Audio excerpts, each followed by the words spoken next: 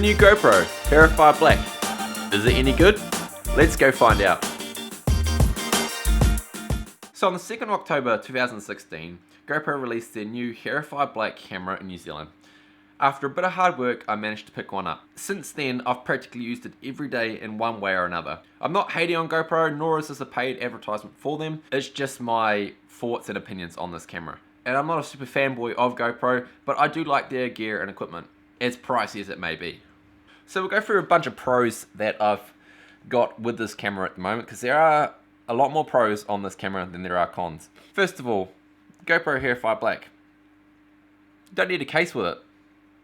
Waterproof out of the box. Just like the Session, you don't need any external dive housings or anything like that if you're just going to be using it for general usage. 10 meters or 33 feet is their max rating for this camera. I've heard a lot of people complain that this is not very deep, and no, it's not very deep at all. But for the general average user, they're not really going to go down more than 10 meters, are they?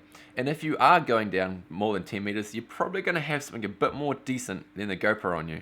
Now, because it doesn't have a case, GoPro's had some mixed reviews and reports on this. A lot of the time what I've found is people just aren't closing the doors properly. There is a seal inside the door, and that does a pretty good job. I've had this dunked in water for up to 2 hours at a time, just to see if there was going to be any water in there. After all that, there was nothing. There was no water leakage around the seals or anything. This is where you've got to be aware. There's a seal on this part here and plastic here. Water will get into there, but it won't get past this seal to actually get into the compartments that you're going to try and protect. Now, if you take this door off and connect it to a portable battery pack or an external mic output, you've got to be careful not to get any water in it then. It's just like any other GoPro. It's not waterproof when those compartment doors are off. So as long as you seal the doors and put them back in the right place, hear that fully solid click, you should be fine. Pro number 2 with this camera, the audio is a hell of a lot better. Mainly because you don't have that bulky dive housing. Yes, GoPro audio isn't great, but considering most people are just going to use it for a grab and go camera, most people find this just fine. Pro number 3, it's got a screen on the back. You can see actually what you're filming. No more faffing about with this app. No more having to worry about syncing it up, dropping Wi-Fi connection, anything like that. The screen does it all for you. It's nice and bright. You can change the settings. You can do anything on it that you want. Battery life though, it's not too bad. General day-to-day usage, I'm getting a couple of hours out of it. Now, as for look, I'm pretty happy with what GoPro's produced. The shape, the feel, the look, everything, I pretty much like it. There are going to be people out there who don't like it, but you know, it's all personal opinion. If you like the look of it, go ahead, grab it. It's a cool looking camera. It's better than a lot of the other ones that I see out and about these days. Now, just like the GoPro Hero 4 Session, GoPro have released all these cameras in these frames. They're pretty good. At the moment, there's only really one out. Nice and easy to use. Click the lid off. Pop the back door open. Slide your camera in. Put the back door back on. Click it into place. There you go. It's a great quick way to get your camera somewhere fast when you need it to get that perfect shot. Now, just like the Session, they've now got the one-touch start stop record button on the top here. There is a small delay when you press the start button to start recording.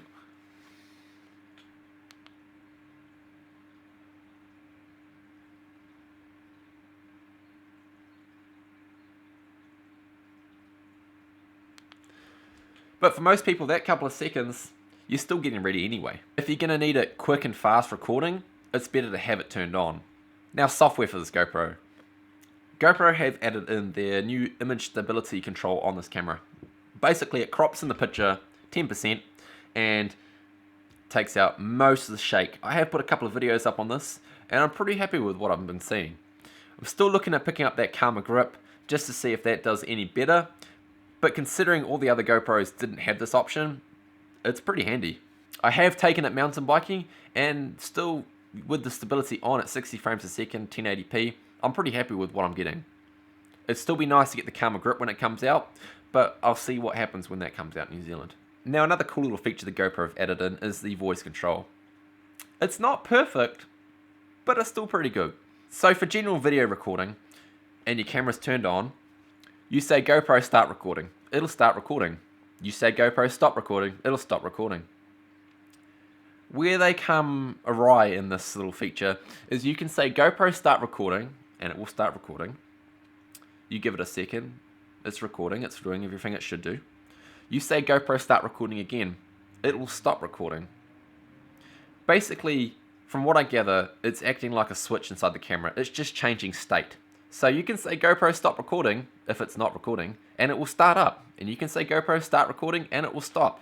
So it's not looking for the start recording part, it's just looking for a change of state pretty much. As for changing settings like the modes you're in, things like that, it does help. It will work that way. And I'm finding it pretty good. There are a few times where if there's any background noise, yeah, it won't work. But when it's nice and quiet, it works pretty damn good. You've got to be very precise in telling it what you're going to do, or telling it what you want it to do. But so far, I'm pretty happy with it.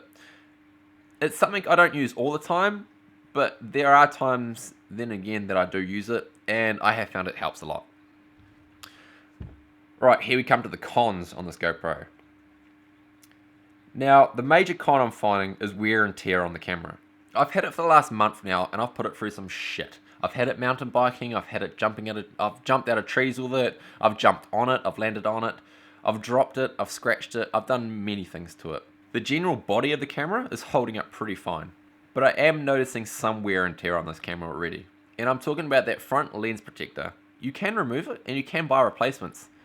But just dropping it from little heights, it's easy to chip and scratch that surround. The glass they have on the front, I haven't scratched it at all. That's held up really good. It's more of the plastic surround. I'm noticing a lot more chips, dents, bangs and scratches on it. So just be aware of that. Now carrying on with that lens protector though, the more you pull it off, the looser it's going to get. Now the new dive housing that I've been looking at for these cameras, you have to pull this lens protector off to actually insert it into this dive housing.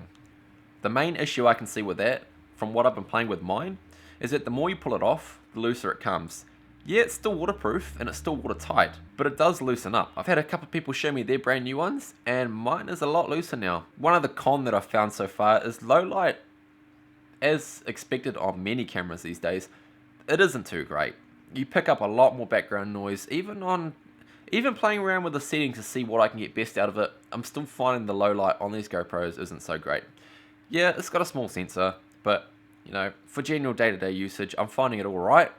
It's just when I take it somewhere at night time, it's not great.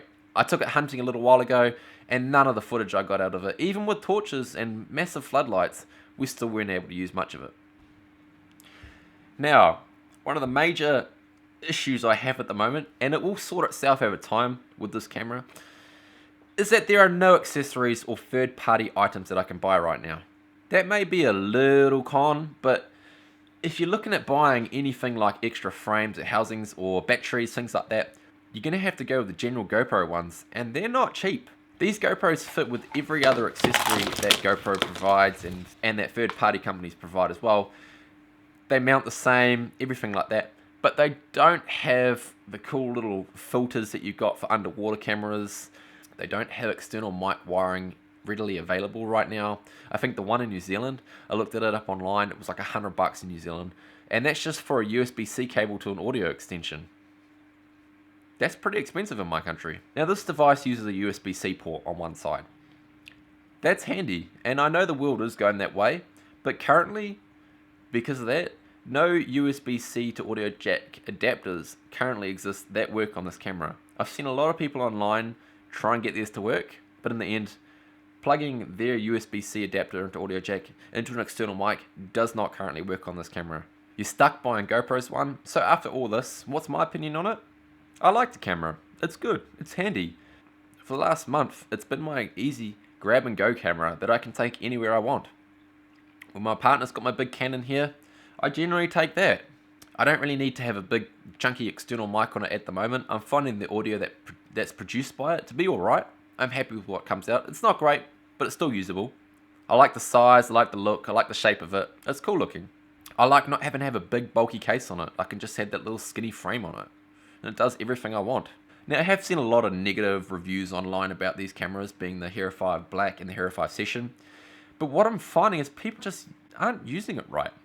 They've either got the wrong camera for their application that they're using, or they're just hating on it for the sake of it. There's a bunch of new stuff in this camera, and it's only going to get better as GoPro produces more and more of these. They are hardy cameras.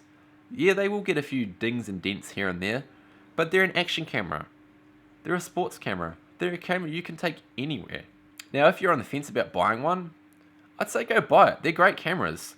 If you've got the Hero 4 Silver or Black, yeah, you might not need to upgrade it, but if you're buying one off the shelf, I'd say go for this. This is an easy to use camera. It's got great features, it's got great portability, and I love it to bits. So my opinion of this camera is I love it to bits. It's a pretty good camera. I've practically used it every day since I picked it up. I don't regret buying it, and neither should you. So go out there and pick one up for yourself.